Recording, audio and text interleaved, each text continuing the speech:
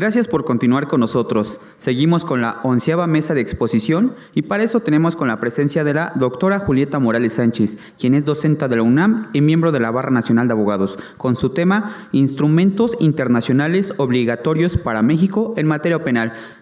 Le cedo el uso de la voz, por favor.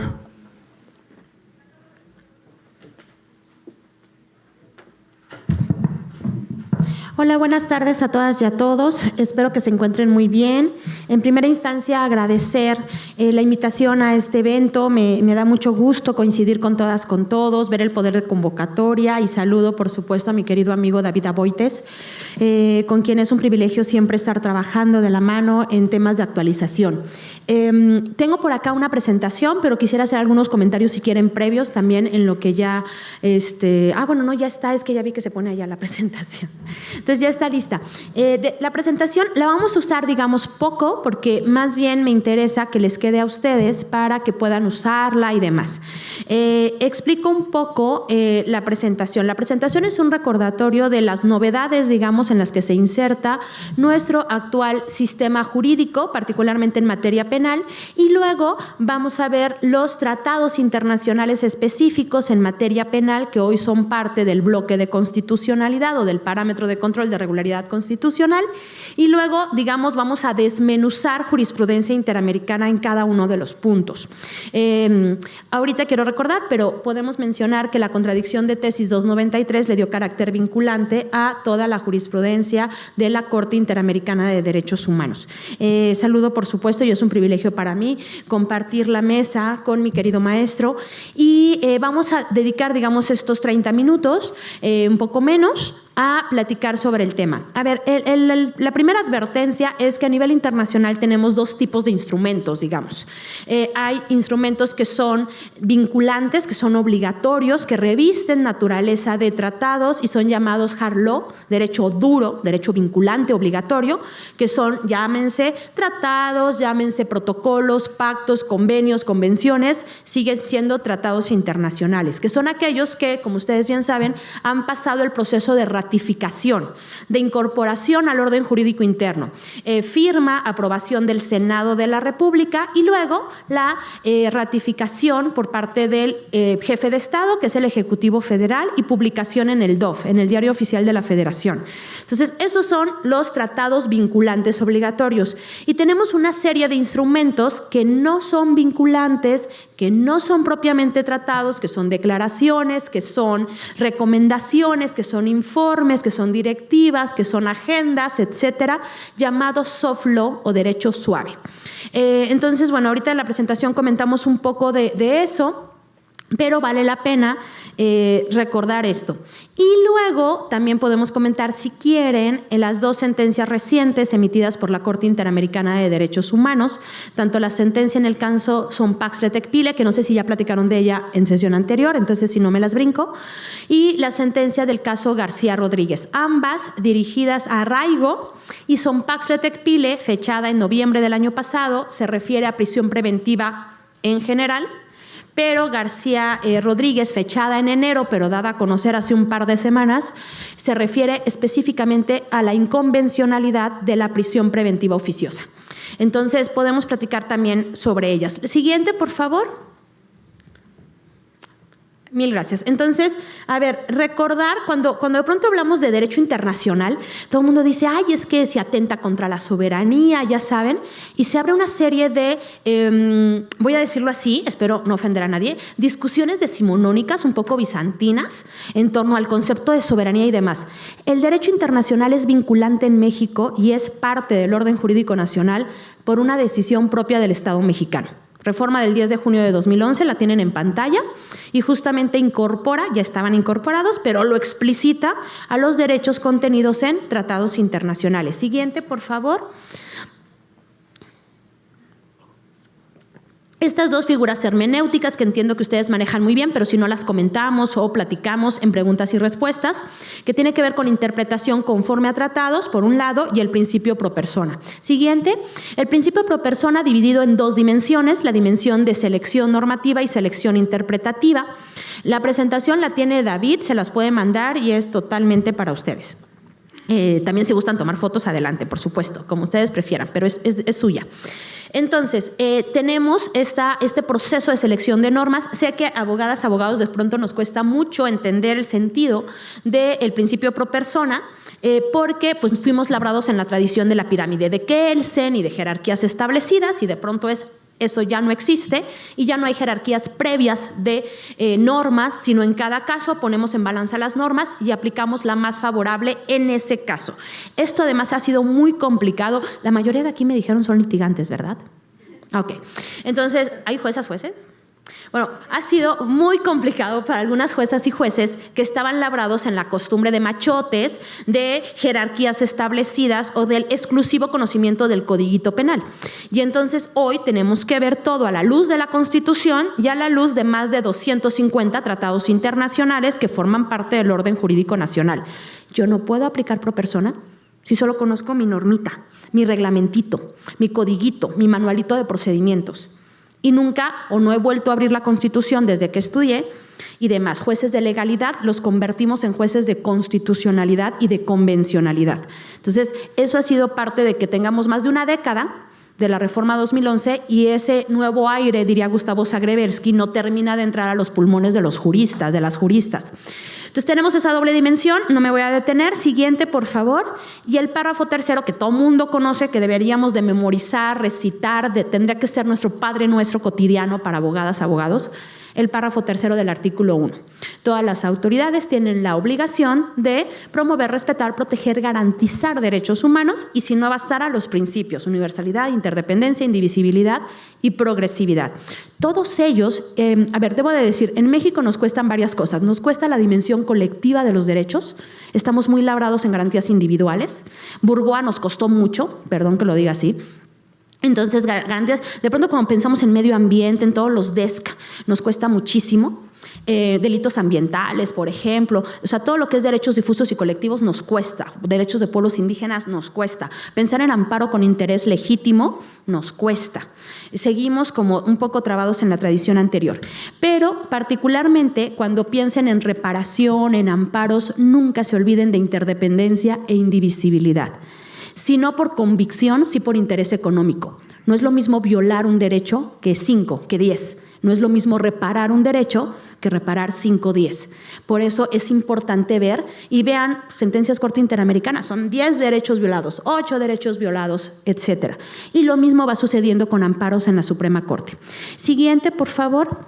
Nada más recordarlo, ustedes ya lo saben, lo conocen, lo viven. El expediente Varios 912 que reconfigura nuestro sistema de control constitucional convencional en México. Teníamos un sistema de control constitucional concentrado, transitamos a uno mixto o híbrido, donde hay, digamos, una dimensión. Siguiente, por favor. No sé si traje el cuadrito. Siguiente.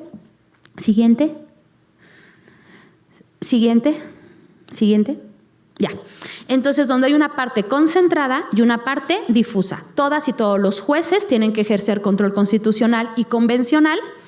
Lo que cambia es tu parámetro, digamos. Para el control de convencionalidad son convenciones o tratados internacionales, y ahora tengo que verificar que toda norma, sentencia, acto o omisión estatal sea compatible no solo con la Constitución, sino que sea compatible con el CD de 250 tratados internacionales o tu USB.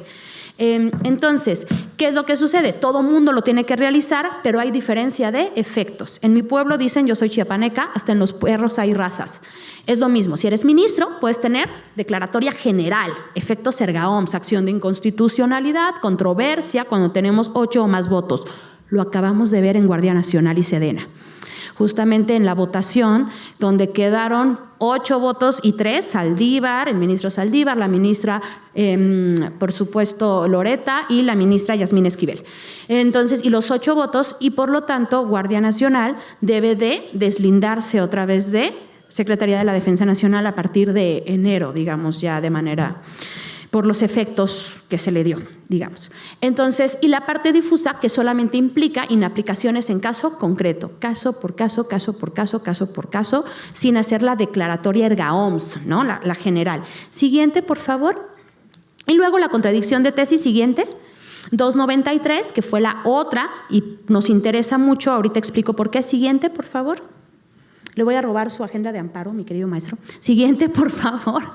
A ver, y esta que es la que, ojo, ahorita lo recordaremos. Esta, acuérdense que la contradicción de tesis generó 2 jurisprudencias. La primera fue un consenso traslapado entre conservadores y progresistas en la Corte. Entonces dicen que es como, casi como el Insabi. Un bebé que nadie quería, ¿no? Que no terminó de nacer, prematuro, demás. Es un monstruito. Entonces tenemos la primera parte progresista hasta el pero y la segunda parte conservadora, que justamente es el concepto de restricción expresa.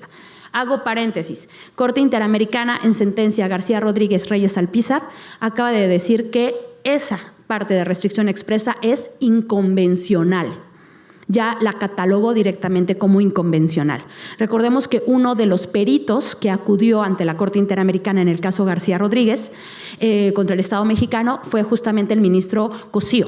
Entonces, él habló justamente de la contradicción de tesis. Recordemos que la primera jurisprudencia, y tienen el rubro nada más de la jurisprudencia, tuvo 10 votos y 1 en contra, Cosío. Entonces, Cosío va a la Corte Interamericana y pues plantea su tema, digamos, su limitación en torno a la decisión. Entonces, ¿qué quiere decir? La primera, que hay un bloque de constitucionalidad en México. Así de fácil. Parámetro de control de regularidad constitucional. Y la segunda es una jurisprudencia de la Suprema Corte Zócalo, que hoy creo que tiene manifestación afuera y demás, ¿no? En contra de Norma Piña y demás, no sé. Pero a raíz de la decisión de Guardia Nacional, y no he ido, pero salud, pero he visto un poco de noticias, no sé si ya pasaron por ahí, si está tomada, si hay manifestación y así, sí, todo, órale. Sí, yo vi que había hasta, ¿no? Como imágenes de Norma Piña y todo. Perdón, a veces se me olvida que estoy en Poder Judicial. De la ministra Piña, me siento de pronto en la UNAM, sorry David. Entonces, y luego la segunda es una jurisprudencia de la Suprema Corte de Justicia Zócalo, que a su vez reconoce que toda la jurisprudencia emitida por la Corte Interamericana, que está en Costa Rica, es vinculante para todas y todos los jueces en México. Cuando salió esa decisión, hubieron voces que dijeron, oye, ¿cómo una sentencia emitida en contra de Chile, Uruguay, Paraguay, Brasil, Colombia, Ecuador, Guatemala va a ser vinculante para México? O sea, no es posible. Clase de Derecho Internacional, kindergarten, ¿va? A ver, ustedes basta que vean el artículo 200 de la Ley Federal del Trabajo. ¿Basta ver la letra de la ley? No. Tienen que irse al JUS y checan lo que ha dicho la Suprema Corte de Justicia, el Poder Judicial Federal en el JUS. Ustedes le terminan de dar sentido al artículo 100 de la Ley Federal del Trabajo, el que sea, no, es la letra de la ley más la interpretación que realiza el órgano autorizado, ¿va? Así funciona. No basta la letra de la ley, tienen que irse a la interpretación, a la jurisprudencia emitida por el Poder Judicial Federal. Esa jurisprudencia actualiza una norma vieja. ¿Cómo traes la ley a hoy, a las coordenadas de hoy, de tiempo y espacio? ¿Cómo haces que una ley, Código de Comercio, ¿no? Que dicen que es aconstitucional, porque es que en 1887, entonces que es previa a la Constitución del 17, ¿cómo la traes a 2023? En 1800 no había internet, ni en 1950, o sea, ni en los 70s. No había internet, no había compu, no había celulares, no había... ¿Cómo la traigo al hoy? Gracias a la interpretación de los órganos autorizados. Esto que pasa con la Ley Federal del Trabajo, Código Civil, Código de Comercio, Constitución Mexicana, sucede con los tratados. ¿Cómo actualizo el tratado?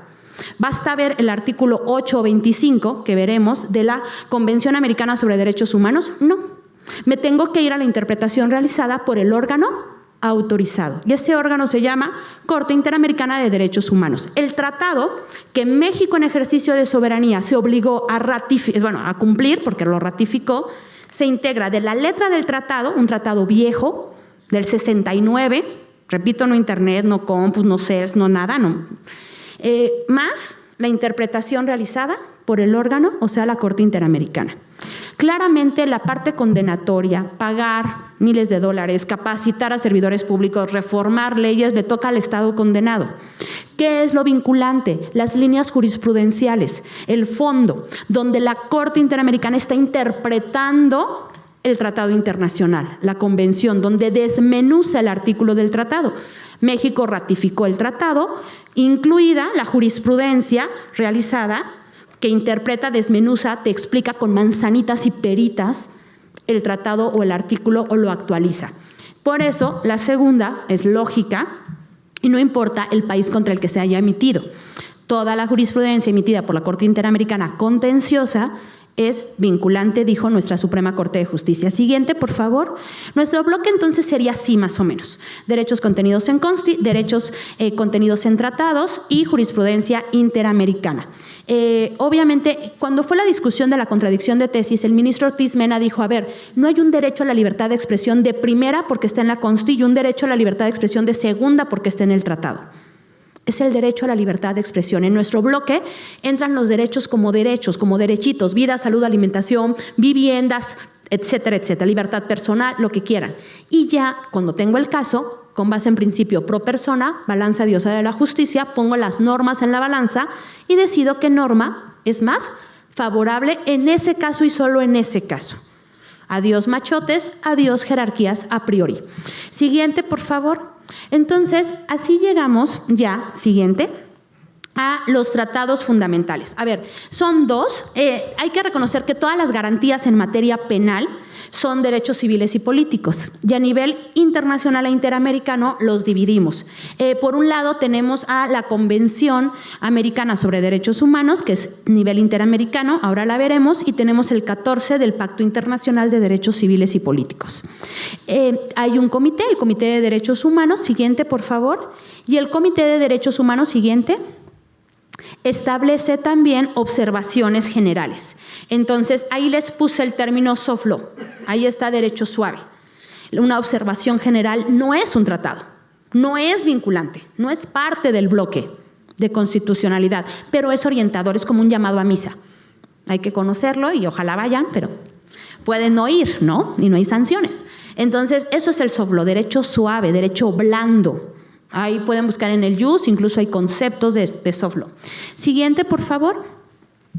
Y luego tenemos la Convención Americana. Son dos artículos fundamentales. Piensen que nuestro 14 y 16 constitucional, que yo sé que es así base para nosotros, a nivel convencional es el 8 y el 25.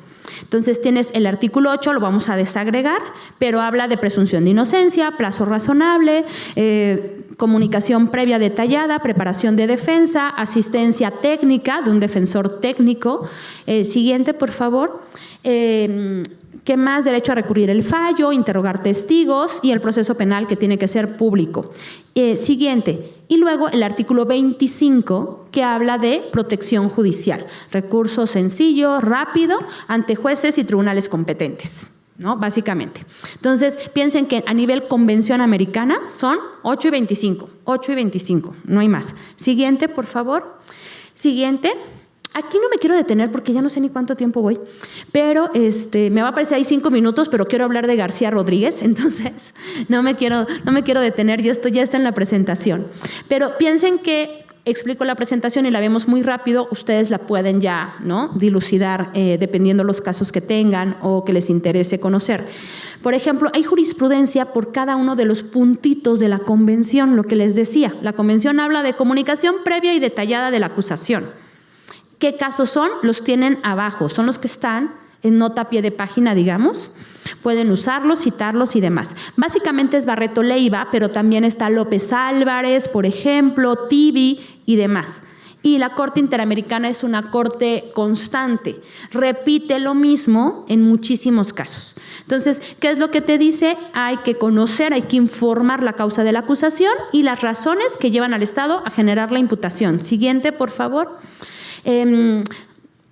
Exacto, sigue. Bueno, notificación ocurre previamente a que el inculpado rinda su primera declaración ante autoridad pública. Siguiente es en qué momento hay que comunicarle al inculpado, a la persona inculpada, de qué se le está acusando, cómo y cuándo. Concesión de tiempo y medios para preparar la defensa. Ahí están los casos, caso Bulacio, caso Palamara Iribarne y demás, y te dice qué implica, qué debo de entender por concesión del tiempo y medios para preparar la defensa. Entonces, siguiente, por favor. Derecho del inculpado a ser asistido por un defensor. Entonces, aquí habla de la defensa técnica. Incluso te habla de defensores de oficio. Espero que no haya aquí defensores de oficio, sé que serían la excepción. Pero lo que dice la Corte Interamericana, no basta con que esté presente el defensor. Tiene que tener actividad.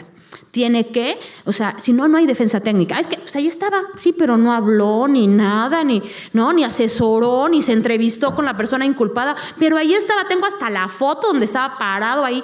Sí, pero no hubo defensa técnica porque no hizo nada más. Entonces, ojo, la acusación puede ser enfrentada y refutada por el inculpado, dice la Corte Interamericana, a través de sus propios actos, entre ellos la declaración, pero necesita defensa técnica ejercida por un profesional del derecho. El derecho a la defensa no puede ser satisfecho por quien a la postre realizará la acusación, es decir, obviamente el MP no puede ser defensor y MP y demás. No es razonable depositar funciones antagónicas en una sola persona. Siguiente, por favor. Y luego dice, defenderse personalmente o ser asistido por un defensor es un derecho irrenunciable.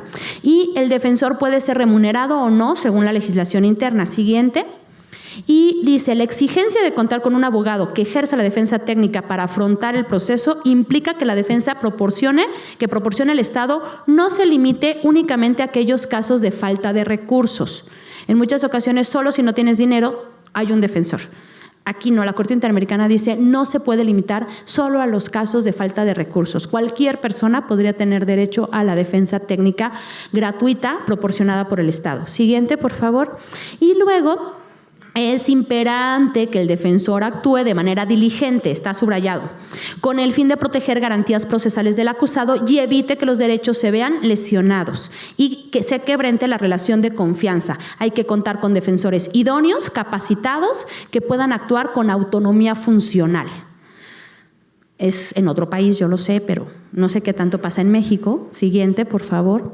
Y luego procesos de defensores, de selección de defensores públicos, controles, capacitaciones periódicas y demás. Siguiente, por favor. Y entonces, bueno, siguiente. Me voy a brincar por tiempo, pero bueno, sigue hablando de asistencia jurídica ineficaz, ¿no? Entonces, no basta, repito, que tiene que generar efectos en la defensa. Siguiente, por favor. Luego, este es el caso mexicano de ecologistas torturados por militares, o ecologistas de una ONG torturados por militares.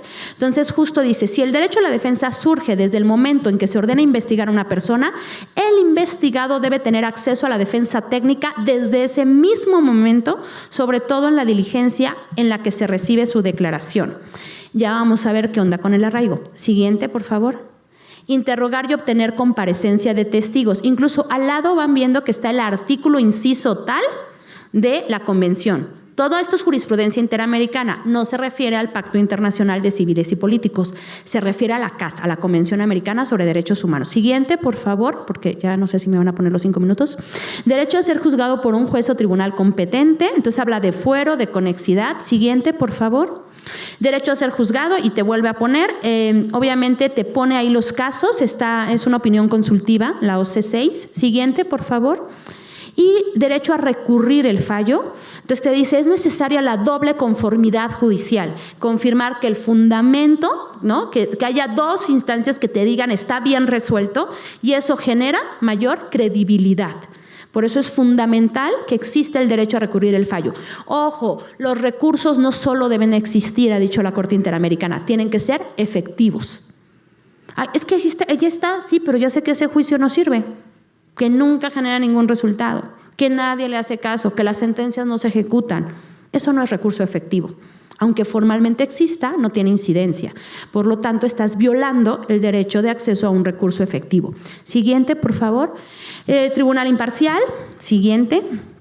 Presunción de inocencia, donde ya se empieza a hablar desde aquella época. Imagínense desde qué años de prisión preventiva ha ocupado mucho la prisión preventiva al continente. Siguiente. Principio de presunción de inocencia, se los dejo. Caso J. Siguiente. Siguiente, hay mucho de presunción de inocencia. Norín Catrimán también habla de carga de la prueba, está a cargo de quien acusa y no del acusado, y cualquier duda debe ser usada en beneficio del acusado. Siguiente, por favor. Siguiente. Otra vez, sí, hay muchísimo de prisión preventiva antes de los casos mexicanos, antes. Siguiente, por favor. Siguiente. Plazo razonable. Justicia tardada es justicia negada. Acabó. Y podemos ver los casos como García Rodríguez, donde estuvieron sujetos a prisión preventiva por 17 años. cuando el máximo constitucional son 2. No se pasaron unos días, no se pasaron un año, o sea, se pasaron en serio a 17 años. Siguiente, por favor. Legalidad en la actuación del Ministerio Público. A ver, esta parte es importante, no sé si viene ahí, si no luego se las paso con David también, pero la Corte Interamericana dice, a ver, el deber del Ministerio Público es encontrar la verdad de los hechos. Ya sea, eso implica encontrar elementos que demuestren la culpabilidad de la persona inculpada o elementos que acrediten su inocencia. La chamba, ¿se acuerdan del presunto culpable? La chamba no es culpar, condenar a quien tienes detenido, es encontrar la verdad de los hechos. Y eso implica también allegarte de elementos que desacrediten la culpabilidad. Obviamente yo sé que hay cuotas que les exigen a MPs, ¿no? Determinadas cosas, etcétera, y entonces sé que eso hace que, bueno, ya, ¿no? Me hace falta 2 para cumplir la cuota, tengo al jefe encima, entonces ya pobre, vete, ¿no? Prisión preventiva. Pero hay todo un tema, digamos. Derecho a información sobre la asistencia consular, si les toca trabajar con personas extranjeras, no olviden esto, el derecho a la información a la asistencia consular. Tenemos una grave situación migratoria en México de personas migrantes indocumentadas, pero también solicitantes de asilo, por ejemplo, y demás. Entonces, bueno, está ahí ya jurisprudencia en materia de asistencia consular. Siguiente, por favor. Protección judicial, que ya es el artículo 25, todo lo anterior fue del 8 de la Convención, lo que sigue es del artículo 25. Siguiente, a ver, aquí está, perdón, anterior. Recursos deben ser efectivos y el artículo establece que exista la posibilidad real de acceder al recurso judicial. Si llegar al recurso es caro, no tienes que agotarlo. Te puedes ir con la mano en la cintura al sistema interamericano. La regla general de acceso al sistema es que tienes que agotar recursos internos, el sistema interamericano, Comisión Interamericana en Washington, Corte Interamericana en San José de Costa Rica, es subsidiario y complementario del sistema nacional. Pero hay excepciones. A 6 meses de haber agotado el último juicio, ya que no hay nada que hacer a nivel nacional, tienes 6 meses para irte al sistema, pero hay excepciones. Una de esas excepciones es que no existe el recurso para defender lo que quieras defender o el tema de plazo razonable. García Rodríguez se fue al sistema sin haber agotado recursos internos. El juicio nacional seguía y paralelamente iba el juicio de la Corte Interamericana, justamente porque operaron una excepción al requisito de previo agotamiento de recursos internos. Oye, tengo 17 años en prisión preventiva, ¿sigo esperando? Pues no, mi rey. O sea, vete al sistema interamericano, llega a la Corte Interamericana y que condena al Estado mexicano por violar derechos humanos. Acuérdense que los derechos se violan por acción, pero también por omisión. Exacto.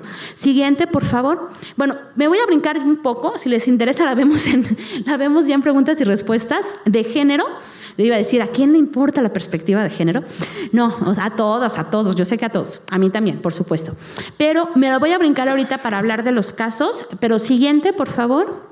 Nada más les dejo ahí jurisprudencia interamericana en tema de violencia. Es gravísima la situación de violencia de género que se vive en nuestro país.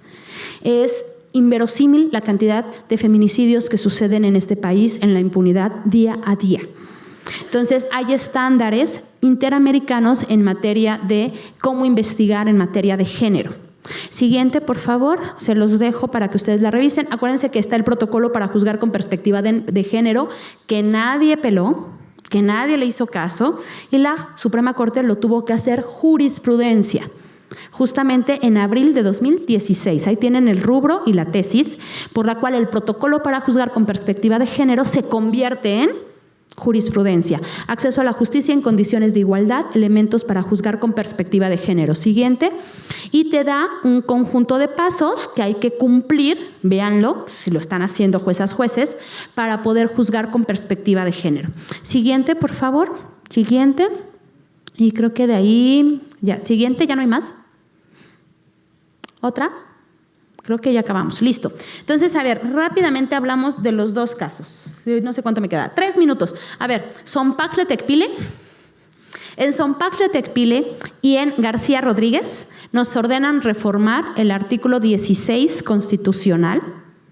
¿Escucharon bien? Nos ordena, sí, la Corte Interamericana suprimir la figura del arraigo del artículo 16. Acuérdense que el arraigo antes de 2008 era inconstitucional e inconvencional, pero en 2008 se constitucionalizó.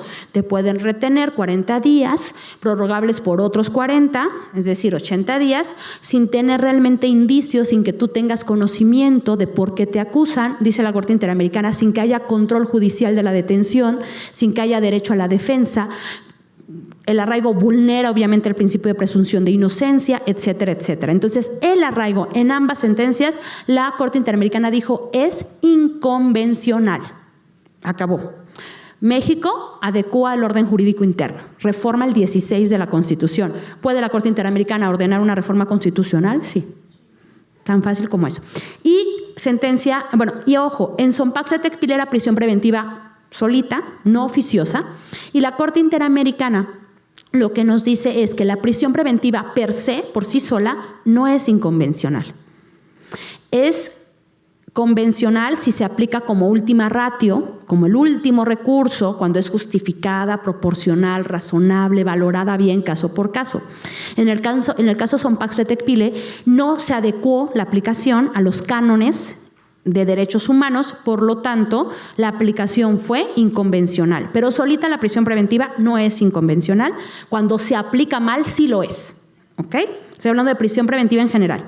En García Rodríguez y Reyes Alpizar, en Daniel García Rodríguez y Reyes Alpizar, la sentencia fechada en enero, ahí vuelve a decir lo mismo de arraigo. El arraigo no tiene vuelta de hoja, ¿ok? El arraigo es inconvencional.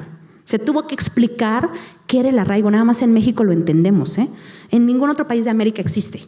Entonces se tuvo que explicar que es una figura preproceso penal y demás. Entonces ese es inconvencional. Pero en García Rodríguez, ahí sí se habla, estoy viendo la hora, ahí sí se habla de prisión preventiva oficiosa. ¿Se acuerdan? Incluso con el Ejecutivo Federal actual, se amplió el catálogo de delitos donde hay aplicación automática de la prisión preventiva. A ver, hay que decirlo, México, aunque la prisión preventiva no era oficiosa, la volvió casi oficiosa. En más del 90% de los casos, en automático se dictaba prisión preventiva. Pero la figura en sí está en el artículo 19 de la Constitución y viene el catálogo de delitos, incluido delincuencia organizada, y parece que todo puede ser delincuencia organizada, ¿no? 3 o más personas que se reúnen con fines delictivos y demás. Entonces, justamente, resulta que la Corte Interamericana en García Rodríguez y otro nos ordena reformar el 16 en arraigo y suprimir la figura de la prisión preventiva oficiosa. La prisión preventiva oficiosa sí es inconvencional. No hay ninguna posibilidad de alguna aplicación donde pudiera ser convencional, no. Es 100% inconvencional. ¿Por qué? Porque no permite realizar a los jueces una evaluación caso por caso. No permite, e incluso dice la Corte Interamericana, afecta la independencia judicial. Le impone al juez en este delito tal, y esa aplicación automática también genera desigualdad. Pongo un símil, no es el mejor símil, pero en otros casos en otros países, en sistema interamericano, había pena de muerte automática en caso de homicidio. ¿Tú mataste? Pena de muerte. Espérame, pero atenuantes y agravantes, o sea, valórame caso por caso. La Corte Interamericana dijo, es inconvencional la aplicación automática de pena de muerte. Este tema de automáticos es inconvencional, porque no te permite ver cada situación y cada caso. Eso sucede lo mismo en caso de prisión preventiva oficiosa. Y es importante que lo tengan en mente porque México tendrá que reformar.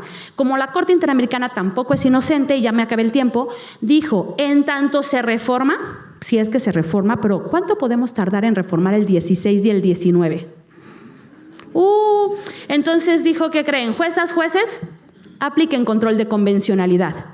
Hay una orden a todas las autoridades, incluidas ministeriales, para, en ejercicio de control de convencionalidad, dejar sin efectos el arraigo y la prisión preventiva oficiosa. Es el párrafo 303 de la sentencia García Rodríguez y Reyes Alpizar. Entonces, les digo, la Corte tampoco es inocente. Ahora, perdón, yo entiendo, y ya terminó, sorry. Un minuto, 30 segundos. Yo entendía la prisión preventiva, no la defiendo, no la justifico, pero podría entenderla en los 50s, en los 60s. En verdad, hoy, con todos los mecanismos de vigilancia electrónica, con pulseras y tobilleras electrónicas, de verdad, 2 años, en lo que está sujeto a juicio la persona, la saco de su vida y la meto en una prisión sin saber si es culpable o inocente, en 2023. Y me dirán, es que es muy caro, ¿no? La pulsera, la tobillera. ¿Y cuánto nos cuesta una prisión? ¿Cuánto nos cuesta alimentar a una persona, darle servicio médico si se le da 2 años en una prisión? ¿Cuánto cuesta el sueldo de autoridades penitenciarias? ¿Cuánto cuesta el sueldo de custodios? ¿Cuánto cuesta la luz, el agua? O sea, ¿de verdad es cara la vigilancia electrónica? Porque quizás con una tobillera, y no puedo subir el pie aunque traigo pantalón, ¿no? La tobillera es más fácil porque además, ¿no?, es menos estigmatizante, digamos, puedo ir a la chamba con un pantalón y no se nota que estoy sujeto a proceso penal, con riesgo de fuga, digamos. Es decir, ¿qué tan razonable es la prisión preventiva y el uso de prisión preventiva en el siglo XXI, al término del primer cuarto del siglo XXI? Quizás esa es una pregunta y muchísimas gracias por su atención y paciencia.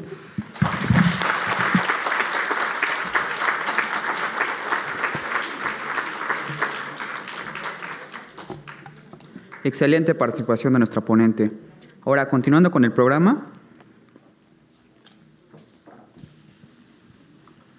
seguimos con el maestro Gonzalo Covarrubias Cepeda, quien es especialista en materia de amparo y expositor en Casa de Cultura, con su tema Amparo Directo. Un aplauso, por favor.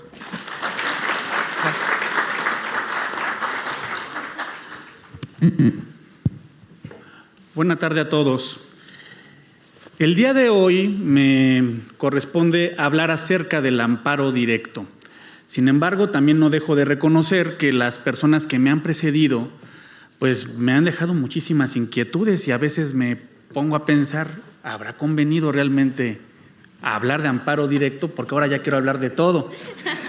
Ese es el problema, porque son temas que crean profundas emociones, sobre todo porque es el pan de cada día en los juicios de amparo, tanto indirectos como directos. El tema de la prisión preventiva, como ahorita lo acabamos de escuchar de la excelente ponente, la doctora Julieta Morales, nos deja muy claro que tenemos que reflexionar mucho sobre estas figuras, pero también sobre cómo es que la aplicación de los criterios judiciales va llegando a nuestro país por las vías convencionales, cuando no somos todavía capaces como pueblo de suprimir una figura como la prisión preventiva oficiosa. Y aquí también tendríamos que reflexionar sobre la legitimidad constitucional. Entonces, es un tema que es una tarea titánica. Pero bueno, vamos a enfocar, ahora por la emoción de hablar de estos temas, espero enfocar debidamente el tema del amparo directo. ¿Por qué el amparo directo es importantísimo en el territorio mexicano? Porque es, por decirlo de alguna forma, el último medio que contamos todos los mexicanos para la defensa de nuestros intereses, y no nada más en materia penal, sino en materia civil, en materia mercantil, en materia administrativa, en cualquier materia, a excepción de la electoral, y lo aclaro porque habrá quien diga, no, es que lo electoral no es posible impugnarlo a través del amparo. Efectivamente, el artículo 103 y 107 constitucionales, interpretados de manera sistemática, son enfáticos en que la materia electoral no es de la procedencia del amparo directo. Para ello hay un sistema de control de la constitucionalidad denominado justicia electoral.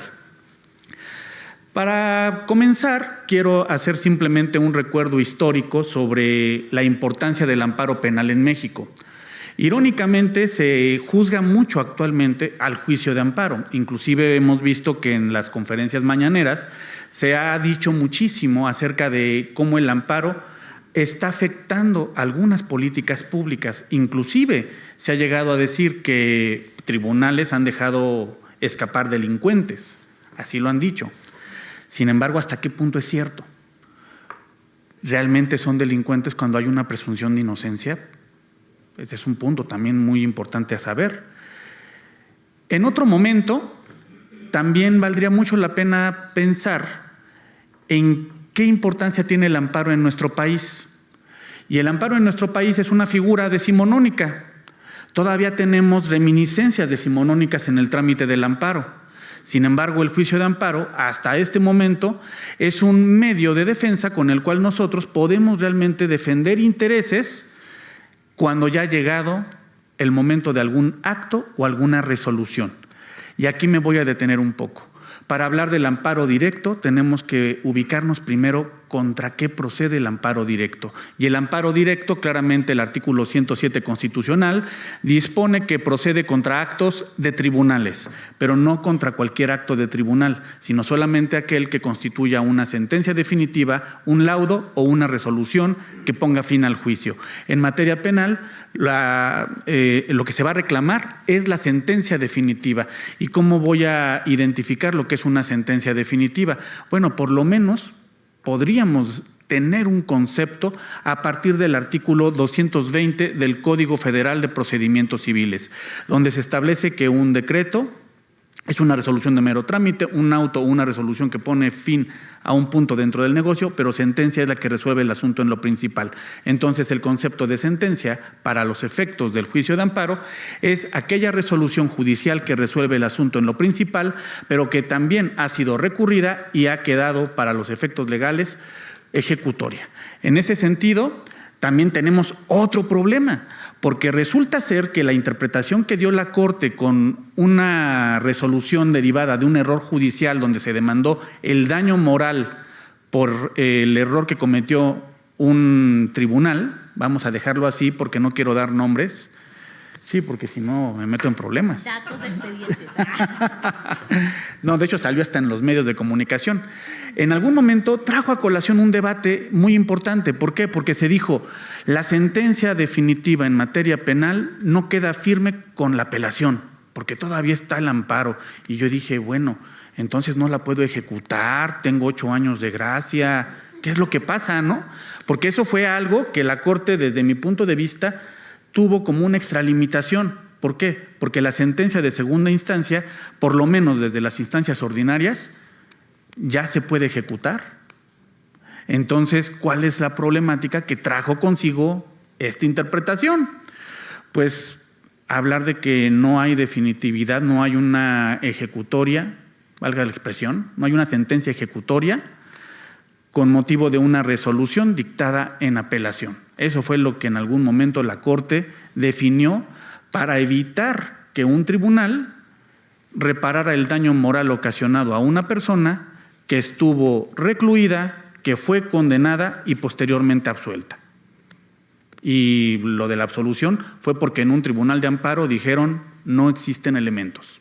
Eso fue lo más grave, el uso terminológico que le dieron al amparo directo, porque desde la óptica de los que manejamos amparo, lo primero que nos preguntamos es ¿qué naturaleza le dio la Corte al amparo directo? ¿Como medio de defensa o como recurso? Porque resulta que también si nos vamos a la teoría del proceso, no es lo mismo hablar de un recurso que de un medio de defensa, porque el medio de defensa entraña la intervención de un tribunal completamente ajeno a la jurisdicción ordinaria, en el caso del amparo, quiero aclararlo, pero que se va a pronunciar respecto de los actos que se le han puesto a consideración, en este caso una sentencia definitiva, pero esa sentencia definitiva, al momento de que haya un pronunciamiento del tribunal, el tribunal simplemente puede fijar parámetros, pero en ningún momento se puede sustituir en la autoridad. Esa es la principal característica de un medio de defensa.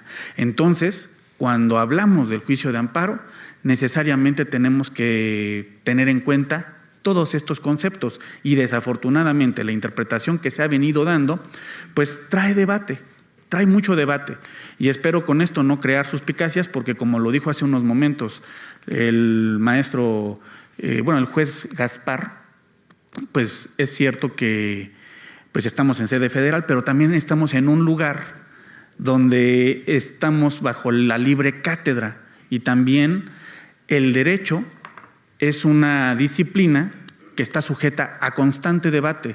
Lo que hoy puede ser blanco, mañana va a ser negro.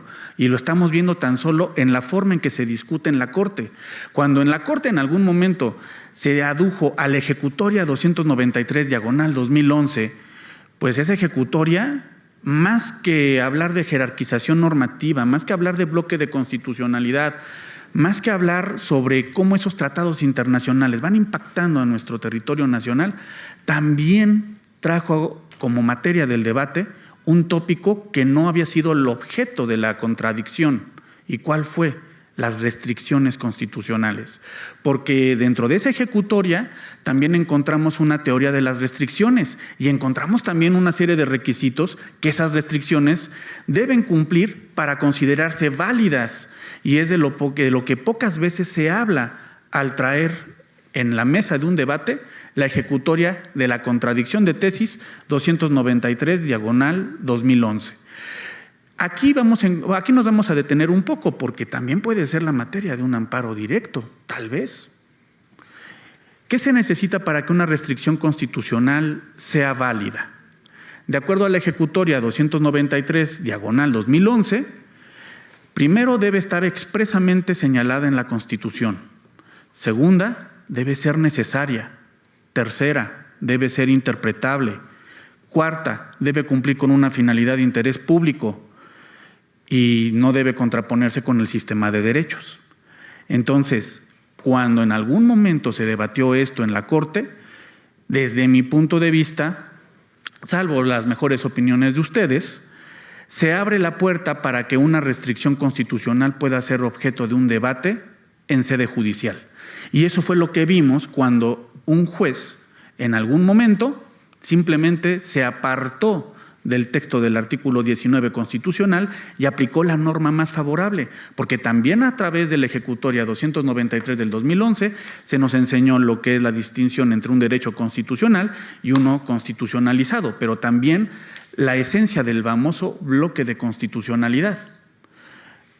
Eso no es tampoco ajeno al amparo directo, porque tal vez nos podemos encontrar con temas que, habiendo sido objeto de un debate dentro del juicio oral, pueden favorecer a la teoría del caso de una persona y en su oportunidad pueden ponerse en la mesa del debate en un amparo directo. El amparo directo, como ya lo dijimos, tiene como base una resolución de un tribunal que constituye una sentencia definitiva que puede ser condenatoria o puede ser absolutoria. La primera diferencia que vamos a encontrar es en el plazo con el que contamos para poder combatir esta sentencia. ¿Y cuál es ese plazo? Si se va por parte de la víctima, son 15 días, pero si es por parte del sentenciado, entonces contamos con 8 años. Y aquí también vamos a reconocer que en el foro judicial muchísimos abogados que están actuando en materia penal creen que el amparo directo, cuando van por parte del sentenciado, se debe promover en 15 días. Y por eso es que están luego acelerando el paso y no hacen un estudio concienzudo de lo que debe ser la impugnación de ese juicio de amparo. ¿Qué puedo combatir a través del amparo directo? Pues nada más puedo combatir la sentencia. Sin embargo, por virtud también de lo establecido dentro de la ley de amparo, puedo alegar inconstitucionalidad de normas generales. Y seguramente no faltará quien diga, bueno, pero ¿qué no la inconstitucionalidad de normas generales la puedo yo combatir a través del amparo indirecto? Pues sí, pero también si nosotros revisamos el artículo 61, fracción 14 de la ley de amparo, la norma general puede ser impugnable desde el momento mismo de la entrada en vigor de una norma general. En algún momento yo dije, bueno, en materia penal, pues no hay normas generales autoaplicativas. Bueno, eso pensaba hasta hace poquito, salvo su mejor opinión también, pero en Baja California hay un código penal que fue recientemente reformado donde se dice que todos los médicos que ofrezcan consultas o que den consulta o que den un tratamiento sin contar con la especialización, cometen un delito. Entonces ahí prácticamente subieron a todos aquellos que no cuentan con la especialización. Y en Baja California hay un pequeño problema, porque las especialidades médicas se están reconociendo en su mayor parte a través de maestrías y no de especialidades. Y la ley que rige el ejercicio profesional en Baja California distingue entre lo que es una especialidad, una maestría y un doctorado, teniendo las primeras dos de las nombradas la esencia de la práctica o la lex artis médica. Entonces yo llegué a pensar, ¿hay realmente posibilidad de una ley autoaplicativa en materia penal? Pues sí. O sea, ya ahorita me convencí de que sí. Pero ¿qué pasa si la persona no combate esa norma general en este momento? Puede esperarse al primer acto de aplicación, pero no es muy conveniente porque ya va a tener un proceso penal encima. Perdón que utilice esos términos tan coloquiales, pero es cierto. Pero llegado el momento, ¿qué va a ocurrir si transcurrido el proceso penal, substanciado que fue, se dicta una sentencia y esta sentencia es confirmada por un tribunal de alzada y se va al amparo directo? Tendrá la oportunidad de combatir la inconstitucionalidad de la norma general en su debido momento, sin que ello pueda entenderse como que se consintió la norma. ¿Y por qué? Porque la ley de amparo lo autoriza. La ley de amparo lo autoriza. Pero hay diferencias también muy marcadas entre obtener un fallo en amparo indirecto y en un amparo directo. Porque si el acto reclamado en amparo directo solamente es la sentencia, la norma simplemente se va a inaplicar respecto del acto. Pero, ¿qué pasa si yo gano un amparo indirecto? En el amparo indirecto, el acto reclamado es la norma general y por lo tanto esa norma general ya no me la van a poder aplicar ni en lo presente ni en lo futuro. Esa es una diferencia. En tanto que en el amparo directo todavía la norma, como nada más fue inaplicada, me la pueden volver a aplicar más adelante, porque no se desincorporó de la esfera jurídica del quejoso. Por eso es la importancia de distinguir estas figuras. Pero en el amparo directo se puede combatir una norma general, pero ¿a través de qué? De los conceptos de violación. Y allí también tenemos otro problema, porque a veces como abogados nos confiamos de la suplencia de la queja. Y eso también, desde mi óptica, es un error, un craso error, porque precisamente a través de los conceptos de violación nosotros tenemos que establecer un razonamiento. ¿Y cómo voy a establecer un razonamiento? Por lo menos bajo las bases mínimas que establece el Poder Judicial de la Federación. Debo establecer una premisa mayor, debo establecer un razonamiento sobre mi causa petendi y debo establecer los enlaces lógico-jurídicos para lograr decir que el acto de autoridad, en este caso una sentencia, es contraria al texto constitucional y con ello también contrario a la legalidad o a la convencionalidad. Porque debemos también recordar que parte de la materia que nosotros podemos abordar dentro del amparo directo es la convencionalidad. Y todavía, ahorita recordando lo que dijo la profesora, todavía algunos abogados hablan de garantías individuales dentro de los juicios de amparo. Sin embargo, al día de hoy tenemos que tener otra forma de pensamiento si vamos a elaborar un amparo. ¿Por qué? Porque si bien es cierto que existen garantías, también lo cierto es que los derechos humanos tienen que ser interpretados de manera amplia cuando nosotros establecemos un razonamiento al momento de combatir en los conceptos de violación una sentencia. Y a veces pensamos que un derecho humano nada más tiene un límite. Por ejemplo, el derecho a la libertad, muchas veces decimos, el derecho a la libertad es simplemente irrestricto. Es más, decimos muchas veces, la libertad se afecta si a una persona la arrestan, si a una persona la recluyen, y no es cierto. La libertad puede ser libertad ambulatoria, puede ser libertad de culto, puede ser libertad de ejercicio profesional. Hay muchísimas clases de libertad. Entonces tenemos que ver de manera multidimensional a los derechos humanos al momento de que nosotros establecemos un razonamiento sobre la defensa de los derechos humanos, porque también en materia penal podemos encontrarnos con ciertas variables que entrañan también la posibilidad de que diversas áreas del derecho se encuentren involucradas. Han existido sentencias de naturaleza penal donde dicen se ha cometido un fraude procesal. ¿Por qué? Porque el sujeto que está sentenciado llenó los requisitos faltantes del título de crédito con el que demandó en la vía ejecutiva mercantil, pero resulta que el artículo 15 de la Ley General de Títulos y Operaciones de Crédito establece que se pueden llenar esos requisitos previo a presentar la demanda. Lo único que no se vale es cambiar las cantidades ni cambiar la firma, ¿no? Entonces, por ahí hay jurisprudencia. Entonces, esos derechos también los tenemos que ir viendo tanto desde la óptica penal como desde la óptica mercantil. No podemos ver al derecho penal como un área aislada de las demás disciplinas jurídicas.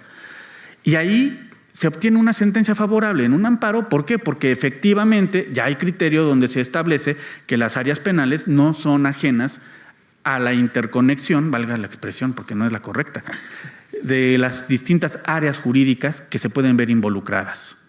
Lo mismo vemos también en temas de delitos cometidos por servidores públicos, especialmente temas como peculados, ejercicio indebido de atribuciones, en fin, hay concusión, especialmente cuando vienen de la mano con temas de auditoría pública, porque muchas veces estamos, como dicen por ahí, haciendo fórmulas matemáticas, pero realmente lo que necesitamos es conocer las bases de operación de todo el entramado económico y financiero que trajo como consecuencia ese delito, porque no es lo mismo hablar de los resultados de una auditoría a los resultados de un dictamen técnico, ni tampoco podemos decir que hay un detrimento económico con un dictamen de auditoría a comparación de lo que sí se puede tal vez presumir de un dictamen técnico. Entonces necesitamos conocer también otras áreas del derecho al momento de plantear un amparo directo.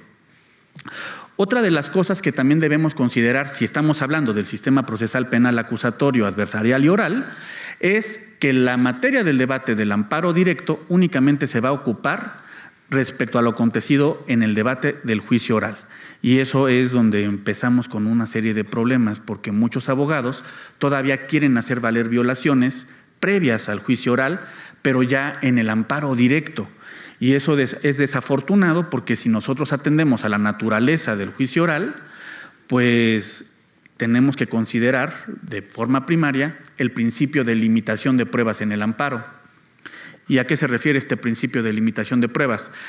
Que el acto reclamado se apreciará tal y como aparezca probado ante la responsable.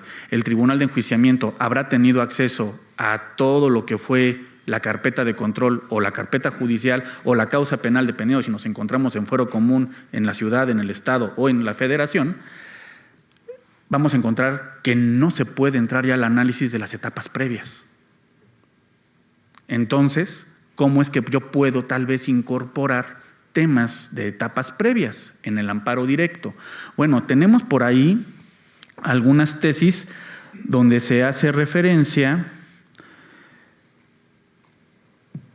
tan solo a esta circunstancia cuando en la materia del debate al juicio oral, para soportar la teoría del caso, el abogado debatió las inconsistencias que acontecieron respecto de los medios de prueba que se están desahogando en el debate. La tesis es la 2.024.865. Fue sustentada por la primera sala y el rubro es el siguiente: violaciones procesales cometidas en etapas previas a la del juicio oral. La posibilidad de analizarlas en amparo directo como consecuencia del debate acontecido en la audiencia del debate acontecido en la audiencia de juicio oral no constituye una intromisión en el actuar de los juzgadores que intervinieron en etapas anteriores. Pero esto solamente es como debate respecto a lo que aconteció previamente. Pero yo no puedo atacar de manera directa la violación cometida en etapas previas, salvo lo que pueda atender al tema de la teoría del caso, que ya se sustenta desde la defensa de la persona que está sentenciada en el juicio oral. Pero aquí tenemos el principio de limitación probatoria que delimita el alcance del amparo directo. En algún momento esta tesis fue incluso materia de una serie de críticas, especialmente por gente que ha estado muchísimo en el sistema tradicional, especialmente magistrados, jueces que estuvieron en el sistema anterior, donde decían, pero ¿cómo es posible que ya no se pueda alegar lo que aconteció en las etapas previas al juicio oral si antes sí se podía? Bueno, el sistema procesal acusatorio ya cumple con otras reglas, tiene otras esencias y cada etapa se va cerrando conforme va sucediendo, ¿no? Se va cerrando y ya no se puede entrar al debate anterior. Entonces, ¿qué es lo que ocurre en el amparo directo? Si bien tenemos que el artículo 171 de la Ley de Amparo establece que se pueden hacer valer las violaciones procesales, incluso no alegadas dentro de los recursos, tiene sus límites. Y si es amparo directo, el límite es que solamente se puede debatir lo acontecido en el juicio oral. ¿Por qué? Porque no estamos hablando de actuaciones que hayan acontecido en etapas ante los jueces de control. Estamos hablando de actuaciones que parten desde las actuaciones del Tribunal de Enjuiciamiento hasta el Tribunal de Alzada, pero no antes. Entonces, Tenemos también otra tesis, que esta también es de jurisprudencia, que es la 2.018.868 y está sustentada por la primera sala, donde se establece lo siguiente: violaciones a derechos fundamentales cometidas en el procedimiento penal acusatorio no son susceptibles de analizarse en amparo directo cuando ocurren en etapas previas a juicio oral. Con esto la Suprema Corte define que no puedo entrar yo al estudio, si soy el tribunal colegiado, a las etapas previas al juicio oral por la naturaleza misma del principio de limitación probatoria que rige en el juicio de amparo, pero también por virtud de lo que se establece en el artículo 20 constitucional respecto a este principio. Entonces, esos son los límites que tiene el amparo directo, y en su oportunidad, la sentencia que se dicte en el tribunal colegiado deberá determinar si es o no contraria al texto constitucional, a la ley o a los tratados internacionales de los que el Estado mexicano es parte. Obvio, también es un hecho que se va a hacer un ejercicio interpretativo, porque no es lo mismo referir a un artículo constitucional o legal desde su involucramiento letrístico ya en amparo, a decir qué interpretación le ha dado la Corte a todos estos textos normativos. Y ahí también tenemos otra problemática, porque también la Corte, desde la ejecutoria 293/2011, trayendo la doctrina de Ricardo Guastini, si no mal recuerdo, distinguió lo que es una disposición y una norma, distinguiendo a una y a otra, refiriendo lo siguiente: disposición es la letra de la ley y la norma el contenido que se le atribuye a dicha ley, o sea, su interpretación. Entonces es un ejercicio hermenéutico. Entonces el amparo directo, tiene sus particularidades. Y la sentencia, por regla general, de acuerdo a lo que se establece en el artículo 107 constitucional, debe establecer los efectos bajo los cuales se ha de dictar la nueva resolución. Sin embargo, actualmente vemos muchas sentencias que se dictan para efectos, pero propiamente por un tema de valoración de pruebas. Entonces, propiamente le devuelven la jurisdicción al Tribunal de Alzada para que el Tribunal de Alzada se pronuncie. Pasando a otro tema, nada más ya para concluir, porque ya vi que se acabó el tiempo. Y es que son... 2 minutos todavía, como yo, 4. 4, bueno, está bien. Hay otro punto también muy importante. Cuando nosotros promovemos una demanda de amparo directo penal, hay una obligación de las autoridades responsables de suspender la sentencia. Y el que se suspenda la sentencia también puede abrir la posibilidad de solicitar una revisión de medida cautelar de prisión preventiva. Y eso lo podemos tan solo ver de algunos criterios que han estado invocándose en algunos tribunales, como el que está identificado, a ver, permítanme, bajo el número de registro digital 2.869.000. La voz de la tesis es: prisión preventiva. El Tribunal de Casación, como órgano auxiliar del Poder Judicial de la Federación, debe estar atento al tiempo fijado para dicha medida cautelar mientras esté vigente la suspensión en el amparo directo y, en su caso, instruir a los jueces orales para su estudio cuando fenezca el plazo de su aplicación o al actualizarse otra circunstancia que amerite proveer al respecto. Nuevo sistema de justicia penal en el estado de Chihuahua. Esa es una tesis que se puede aplicar mutatis mutandi, pero también podemos encontrar, y ahorita no encuentro el número, dicen que cuando uno busca no encuentra, la tesis de jurisprudencia donde la Suprema Corte de Justicia de la Nación adujo que la prisión preventiva puede ser materia de revisión transcurridos 2 años de haberse impuesto como medida cautelar. Entonces, creo yo, hay muchas utilidades que se le pueden encontrar al amparo directo, pero tenemos que ser todavía más escrupulosos en el momento en que nosotros hacemos un planteamiento en un amparo directo. ¿Por qué? Porque lo que necesitamos es que se planteen cuestiones de estructura argumentativa, porque si nos confiamos de la suplencia de la queja y simplemente nos comedimos a decir que hay una ausencia de la debida fundamentación y motivación, el amparo directo muchas veces no va a tener el resultado que deseamos. Va a tener a lo mejor un buen efecto, entre comillas, pero a lo mejor no va a ser el que deseamos de fondo. Y muchas veces tampoco distinguimos como abogados lo que es una violación de fondo, una violación de forma y una violación de procedimiento.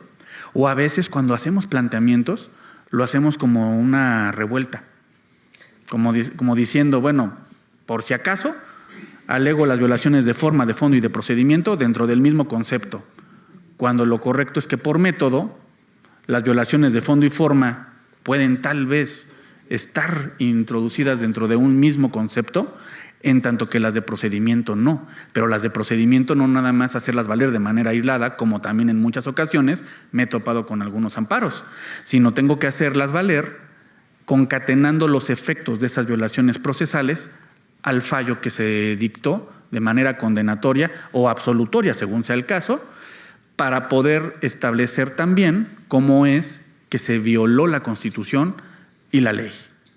Por mi parte es todo porque el tiempo ya se acabó y muchas gracias. Un aplauso, por favor. Muchas felicidades, me encantó. Se les agradece su excelente exposición de estos grandes académicos, lo cual no podría faltar en nuestro seminario, la Academia. Para la entrega de sus reconocimientos, invito al escenario al maestro Martín Peña López, quien es magistrado en funciones del Tribunal Colegiado del Segundo Circuito. Un aplauso, por favor.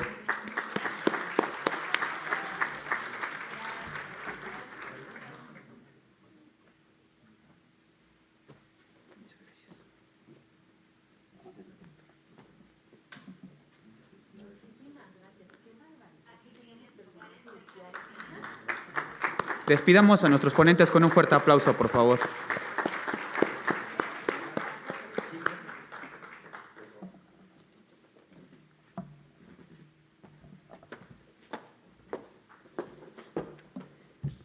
Gracias por sus excelentes ponencias. En unos momentos continuamos con nuestra última mesa. Gracias.